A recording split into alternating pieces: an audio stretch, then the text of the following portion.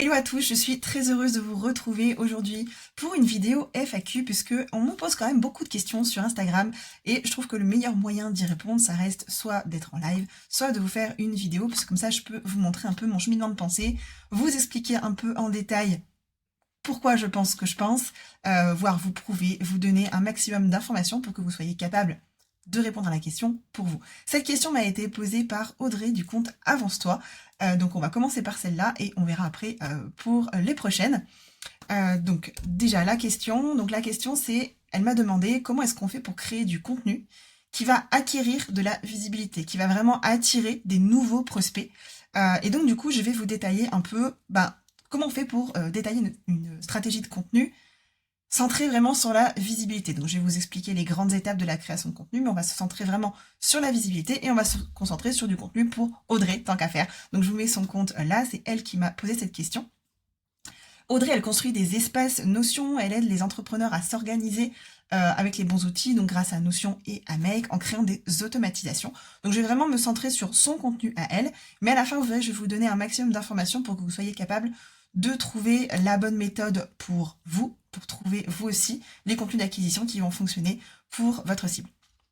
Donc ce qu'on voit sur le compte d'Audrey aujourd'hui, c'est déjà on voit qu'elle a travaillé son profil, il n'est pas entre guillemets basique, elle a fait vraiment une petite bannière de poste épinglée, elle a fait la photo de profil où on la voit bien, il y a le fond jaune derrière avec son identité visuelle qui font qu'on la remarque de loin sur une recherche par rapport à Notion. Il y a un max de mots-clés dans sa bio, il y a un lien, un appel à l'action. Et on a des petites stories à la une, donc potentiellement elles vont tendre à disparaître, mais pour l'instant elles sont là, donc on s'en sert tant qu'elles y sont. Donc le contenu qui pourrait servir à Audrey, je vais aller vraiment sur les bases de la stratégie de contenu en vous expliquant comment ça fonctionne, les contenus tofu, mofu, bofu. Peut-être que vous avez déjà un peu connaissance de ces termes-là, donc tofu, top of the funnel, mofu, middle of the funnel et bofu, bottom of the funnel. Et chacun de ces types de contenus a un objectif. Le premier, le top of the funnel, l'objectif, ça va être d'attirer la visibilité et les prospects qui vont être les plus froids et donc l'audience la plus large possible. Et après, on va affiner avec du contenu MOFU, donc middle of the funnel, qui va être là plus pour nouer de l'engagement et de la relation avec votre audience. Et à la fin, on va avoir le contenu BOFU, donc bottom of the funnel, qui va vraiment resserrer l'entonnoir de la création de contenu et dont l'objectif est de convertir et de vendre. In fine, ça reste l'objectif quand même. Donc comment est-ce qu'on choisit quel type de contenu va aller dans quelle étape du funnel? L'intérêt vraiment pour moi avec cette vidéo, c'est de vous expliquer à quoi ça va servir de vraiment travailler votre parcours client de manière très concrète. Qu'est-ce que j'entends par parcours client? Ça va être de savoir exactement qu'est-ce que pense votre prospect selon l'étape du funnel où il se trouve par rapport à votre relation, qu'il vous connaisse pas du tout, qu'il soit conscient de son problème ou pas du tout, ou qu'il sache qu'il a un problème, qu'il ait envie de le régler, mais qu'il sache pas trop comment et qu'il pense que c'est pas fait pour lui. Et enfin, à la fin, qu'il ait vraiment confiance en vous et qu'il comprenne que, ok, c'est le moment de passer à l'action. Là, si sa situation s'il veut que sa situation change, c'est maintenant qu'il faut agir, en fait. Et cette étape de création de contenu, de stratégie, entre passer du contenu top à middle à bottom of the funnel, c'est ça qui va vous servir vraiment à convertir votre cible avant vos lancements ou de manière régulière si vous le faites par exemple de manière mensuelle. Moi, ça fait des années que j'utilise cette stratégie de manière mensuelle où chaque semaine j'ai du contenu tofu, puis mofu, puis bofu, chaque mois plutôt. Ce qui me permet à la fin du mois d'avoir traité un peu tous les sujets de ma cible et donc de convertir rapidement mes nouveaux abonnés. Hop, je vais bouger ma tête parce que sinon vous n'allez rien voir. Donc, qu'est-ce que ça va être que le parcours client exactement? Donc, on va essayer de trier les étapes de prise de conscience, les étapes de problématiques, les étapes de croyances limitantes de vos prospects selon chaque étape du tunnel où ils se trouvent. Donc, par exemple, pour le tofu, donc je vais vraiment me concentrer sur le tofu aujourd'hui parce que c'était la question d'Audrey, on va se concentrer sur vraiment quelqu'un qui n'a pas conscience de son problème, quelqu'un qui voit un problème mais qui pense que la solution n'existe pas ou qu'elle n'est pas faite pour elle, et quelqu'un qui a une fausse croyance sur la mise en place des solutions qui existent. Ça va être vraiment le contenu qui va attirer la première cible d'Audrey, la cible la plus large possible, qu'elle va pouvoir après convertir avec ses autres contenus. Donc comment on fait ça? Eh ben, on va essayer de définir en fait les croyances, les problématiques, les prises de conscience à apporter à sa cible pour cette étape-là. Donc si je me concentre sur Audrey, donc Audrey qui vend tout ce qui est donc, automatisation, vraiment organisation, gestion, on va tomber sur une cible qui n'a pas conscience du problème. Elle sait qu'elle est débordée, mais elle pense que c'est normal, parce que quand on entreprend, c'est normal de travailler 72 heures par semaine. Non, ce n'est pas normal. Voilà. Si jamais vous en doutiez, ce n'est pas normal. Si vous vous couchez tous les soirs à minuit pendant 1 an, il y a un problème. J'ai vu un thread là-dessus ce matin qui m'a mis en rogne, une nana qui dit « Oui, bon ça fait 1 an que je travaille jusqu'à minuit tous les soirs, je suis franchement fatiguée et je me paye pas encore, et je me rémunère pas encore assez, mais bon, c'est comme ça quand on se lance, qui d'autre se lance Non, en fait, au bout de 1 an, t'es plus en train de te lancer. T'es lancé quand même depuis un moment. Bon, je m'égare un peu du sujet, mais tout ça pour vous dire que voilà, ça fait partie de la cible, pour moi, de Audrey.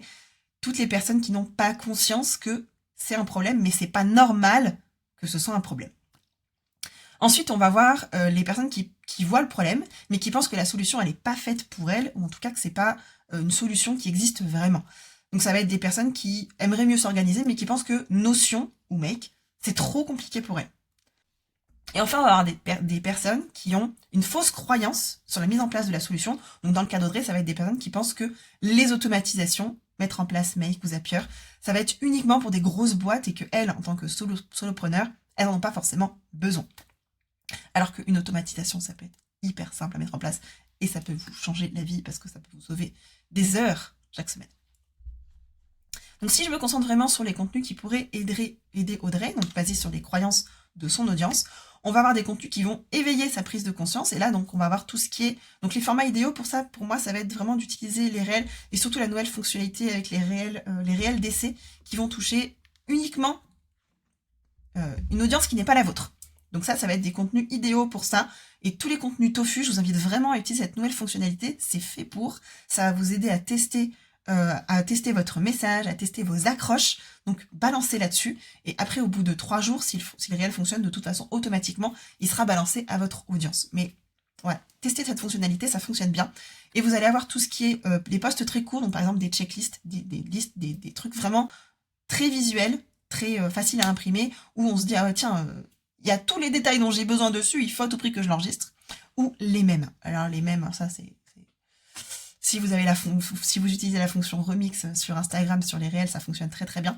Et sinon, ça va être toutes les images vraiment très connues. Donc il y en a plein avec Drake, avec Titanic, avec je sais pas moi, Friends. Enfin voilà, il y en a vraiment plein que vous pouvez utiliser, que vous pouvez rapporter à votre activité. J'en suis persuadée. Et donc des types de contenus à ce moment-là pour la prise de croissance, pour éveiller la prise de conscience. Donc ça va être, si tu penses que c'est normal d'être débordé, voici 3 signes qui me disent que tu perds trop de temps sur des tâches inutiles. Ou alors on va avoir un même avant-après, moi avant Notion versus moi après Notion. Et il peut y avoir aussi, alors je l'ai déjà utilisé plusieurs fois, il y a un même, en fait c'est un pigeon qui mange des graines. Et au départ il aime pas ça, et puis finalement il en remange et c'est vraiment génial. Et donc j'avais utilisé ça pour montrer que Notion au départ, on n'est pas très fan, on trouve ça trop compliqué, etc. Puis finalement une fois qu'on a mis le nez dedans, c'est vraiment trop bien, quoi. Et enfin, on va avoir des mini-histoires. Par exemple, j'ai perdu 10 heures par semaine à cause de ça, voici comment j'ai réglé le problème. Et si c'est pas vous, personnellement, ça peut être vos anciens clients ou des études de cas fictives. Ça fonctionne aussi. L'objectif de ces contenus-là, ça va être vraiment de lui faire réaliser que le problème qu'elle a, il n'est pas normal et il est évitable. On peut passer outre. Il existe une autre vie que ce problème. Ensuite, on va essayer, donc toujours dans les contenus tofu, de détruire les croyances limitantes par rapport aux outils pour les rassurer. Encore une fois, je me concentre vraiment sur le contenu d'Audrey, mais à la fin, je vous donnerai le prompt pour vous expliquer comment est-ce que vous pouvez appliquer ça à vous. Là, les formats idéaux, ça va être plutôt des contenus un peu plus longs. Ça va être des lives Instagram, des carousels, des vidéos YouTube, des articles de blog, tout ce qui va rester un peu plus longtemps. Tous les contenus tofu, de manière générale, on va essayer de créer des contenus qui vont rester un peu plus longtemps, qui vont attirer plus la masse et après que vous allez pouvoir... convertir avec les autres contenus. Donc là, les exemples de contenus, ça va être Notion, c'est trop compliqué. C'est faux. Voici comment tu peux t'organiser avec Notion en moins de 5 minutes. Et il y a moyen très facilement de faire des checklists ou d'avoir une base de données sur Notion pour laquelle on s'organise. Franchement, encore une fois, c'est une application qui peut changer la vie. ou le fait que l'automatisation c'est cher. Ben non, voilà 3 automatisations gratuites que tu mets en place dès aujourd'hui. Et en fait, on va avoir et après, on va avoir les comparaisons visuelles, par exemple. En tout cas, c'est ce que je vois pour Audrey. Quand tu fais tes tâches manuellement versus quand tu as un mode automatisé. Quand tu fais tes tâches manuellement, bah, il va falloir que tu penses à tout le temps. Il va falloir que tu prennes le temps de le faire. Alors que quand c'est automatisé, bah, tu n'as plus besoin d'y penser. Tu as le temps de faire d'autres choses. L'objectif ici, ça va être de rassurer, de montrer que c'est accessible, même si on est débutant. Et enfin, troisième type de contenu qu'on peut faire en Tofu, ça va être les contenus qui vont créer vraiment du désir, de l'inspiration, qui vont donner envie à la personne de se dire, ok, effectivement, il y a une autre vie que ma vie actuelle. Et là, les formats idéaux, ça va être plutôt des études de cas, des témoignages clients, des démonstrations live. Et là, on va essayer de montrer, ok, j'ai automatisé la gestion de mes clients avec Make, voici combien de temps ils ont gagné. Et donc, montrer, ok, les étapes différentes, ce que ça peut apporter, d'avoir vraiment quel résultat on peut avoir. Comment une entrepreneur a structuré son business avec Notion en 1 semaine. Donc là, si vous avez des études de cas, vraiment, c'est parfait. Sinon, vous pouvez montrer, vous, en 1 semaine avec des petits contenus rapides. Vous voyez, ben là, je fais une petite vidéo. Vous pourriez montrer en 5 jours, ok, bah, jour 1, on fait ça, jour 2, on fait ça. Il y a plein de solutions au niveau des types de contenus. Donc, ça devrait pas être une problématique, en tout cas, de savoir comment est-ce qu'on peut le faire. La problématique, c'est vraiment qu'est-ce qu'il faut faire à mes yeux. Et enfin, la dernière idée à ce moment-là, ça pourrait être je te montre mon système Notion et comment il m'évite 10 heures de travail inutile par semaine. Et là, ça pourrait être vraiment un deep dive sur son espace Notion où elle explique vraiment comment ça fonctionne, comment elle l'a mis en place et où elle donne envie aux gens de se dire, tiens, oui, effectivement, ça pourrait vraiment m'aider d'avoir un truc comme ça. Mais là, on va être vraiment dans le je montre. Et l'objectif va être de créer l'envie, de montrer des résultats les plus concrets possibles. Je me suis vraiment concentrée sur le tofu. Si ça vous intéresse que je fasse la même chose pour le mofu et le bofu, n'hésitez pas à me le dire en commentaire et je vous referai une autre vidéo FAQ pour ces contenus-là. Comment est-ce que vous pouvez faire, vous? Comment est-ce que tu peux faire, toi, maintenant, pour créer ton parcours client et ta stratégie de contenu? Donc, je te propose un petit prompt. Donc, tu peux essayer d'utiliser ce prompt. Donc, je suis métier et j'accompagne les cibles. Liste-moi et trie toutes ces informations selon ce qui devait être abordé pour du contenu tofu, mofu et bofu. Et là, tu vas demander à ChatGPT ou à Claude ou à l'IA que tu utilises, que tu préfères, toutes leurs croyances qui les empêchent de résoudre leurs problèmes, là, maintenant, tout de suite, tous leurs problèmes par catégorie ainsi que leurs origines, et toutes les prises de conscience que tu dois leur apporter.